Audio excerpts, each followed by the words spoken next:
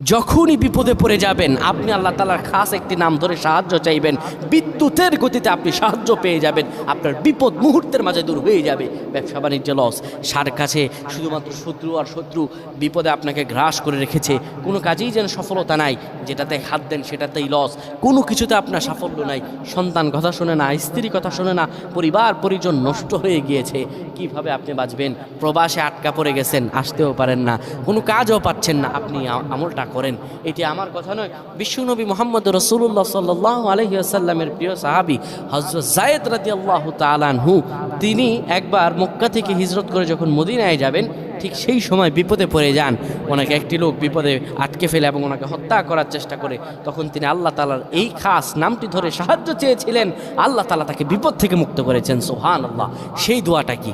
তিনি যখন বিপদে পড়ে যান তিনি বলেন, আগিসনি ইয়া রহমান।